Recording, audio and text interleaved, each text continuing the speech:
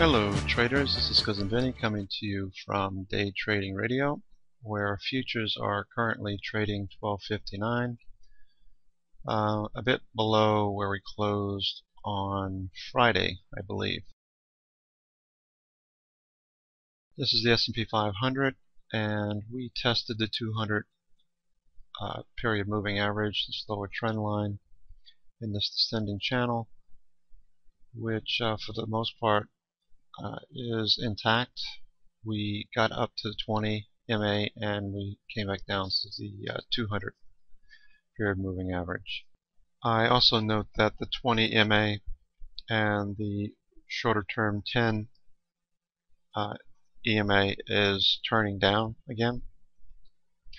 So what I'm watching for at the moment is this range right here is high and this low for a determination on which direction we go, whether we move higher and break out above this level or we move lower and break down below the 200 period moving average. Some of the things I'll be watching are the US dollar, which has moved above the 100 period moving average. The 10 period moving average is just about ready to cross through this point. So if the dollar continues higher and breaks above this level, okay, and gets above the 200 period here, we can look for the S&P to move lower into that area that I was talking about and press lower. Okay, it's not the end of the world, but it's just something I'm watching at the present time. It's not a bad thing for markets to correct like it did here in this location back in February. Okay, this line here is a Fibonacci retracement from the lows back in 09, okay, to the highs recently. And what I'm looking for on the weekly is the possibility of a move lower. I'll move this up, okay, from this last inflection point. I'm looking for the possibility of a move down to the 382 or the 618. I don't think we're going to get that far down, but it's possible. The 382 is right at this area of confluence where we had this high back in 2010, and we had a retest at that point, which became support after we broke higher. Okay, so look for this to trace down at least to 382 if the dollar moves higher. Now, one of the other things I've mentioned in the past is the yen carry trade, which Stephen Place over at Stockwitz likes to use DBV to follow this. And generally speaking, you want to see DBV move higher, which it did back in March, if you remember how stocks did. And we have been respecting this trend line so far on the carry trade. So if this continues to move lower and the dollar moves higher, you can expect that equities will also move lower. Okay.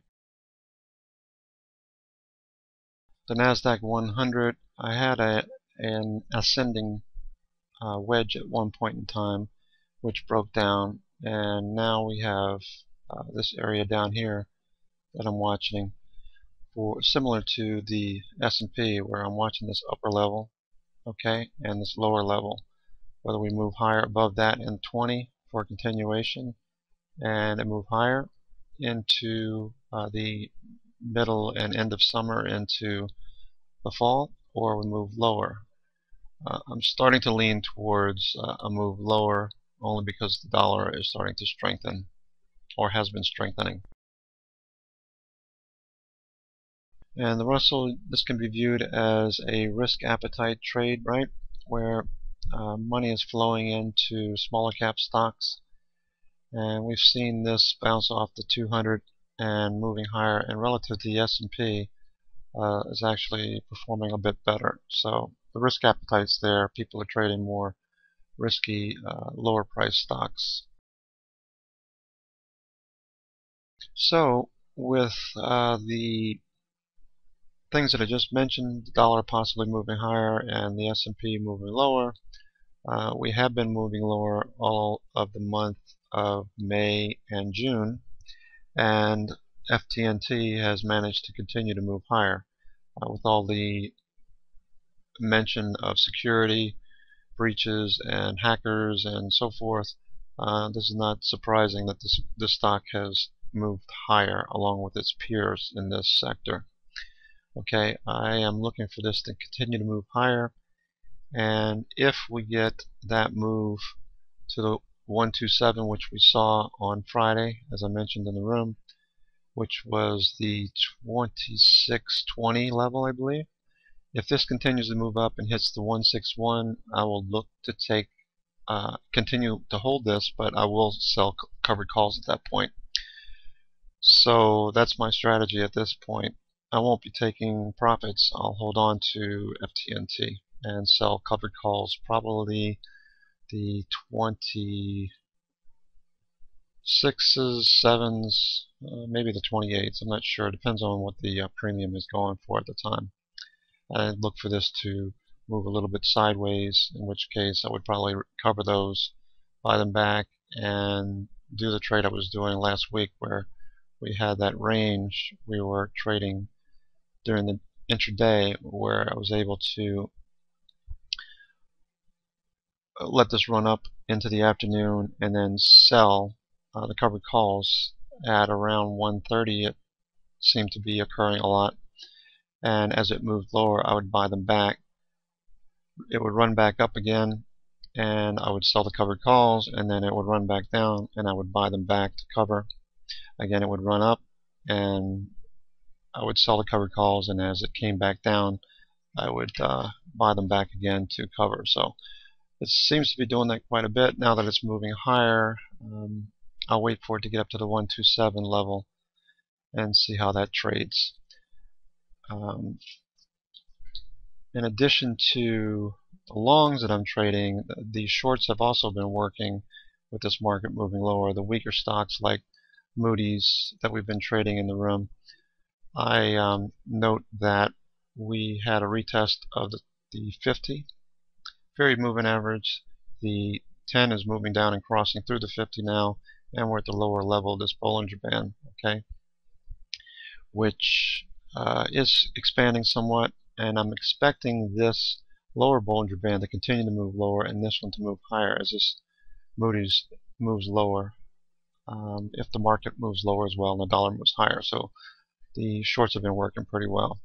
RIMM, I happened to mention it to Stephen Place, and he seems to think that this might move up to the 32.50 area during the next week or so. A half gap fill. I'll be watching this. I took half of my profits off on Friday on the lower end of this channel, or this trend that we saw on Friday.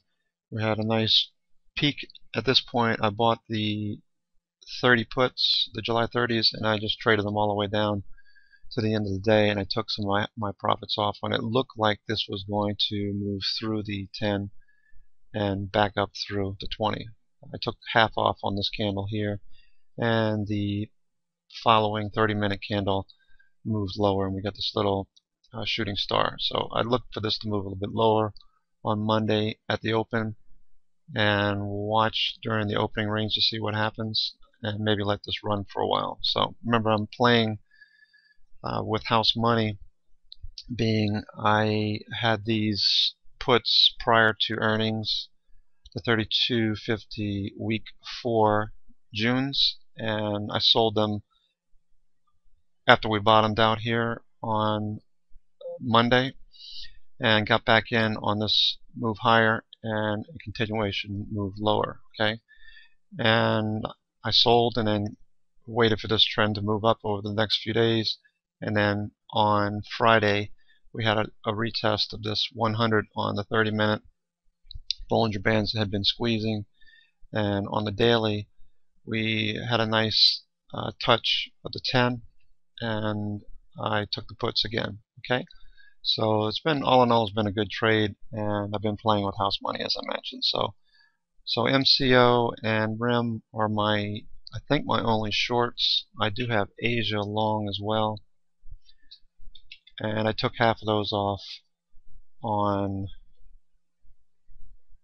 Friday when we got that nice blast higher towards the end of the day. We had a nice move here. I took half off. I was looking at this 200 period moving average on the 30-minute, and stochastics being overbought. We could stay up here for a while, so I'm looking to see what happens on Asia. If we move higher through the 20 on Monday, I'll continue to hold the remaining half that I have. Otherwise, I may take it off entirely. So remember, I'm watching currencies, the US dollar, and also the S&P to see what's happening in the morning when I make these trades. EK, I'm totally out of this trade. I got out on Thursday, I believe. I had 2,000 shares and mentioned in the room. I started to see these spinning tops, these dojis, and I was concerned about this compressing Bollinger Bands, which way we're going to go, being we're overbought as well. So I took profits on Thursday. I just happened to think of GT, and I'm looking at this with respect to a move, continuation move higher, noting that stochastics is continuing to move higher. It is off of a bounce off support down here, this lower trend line. Doesn't mean that I'll be taking the trade tomorrow, but I'll be watching for this because we did just break through this level.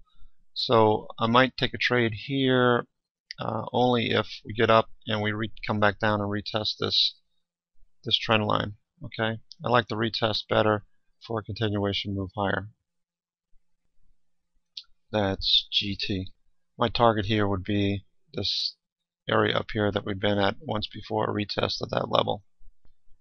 Apple's a trade that we did early in the week, or I should say I did. I follow via Twitter a couple of other traders that I'm familiar with, a particular farm animal in particular, that had a couple of really nice moves to the long side and to the downside, and again long again towards the end of the week. So he's been doing pretty well in this particular trade. So I got his tweet early on and took this trade for quite a ride.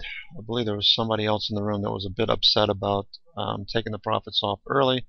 If you're taking a trade like Apple and you are in a profit, you don't have to take the whole trade off. Scale out of it, take half off when you're in a decent profit, and let the rest run. Maybe take a quarter off as you continue to move higher, and towards the end of the day, if you've done very well, take the last quarter off.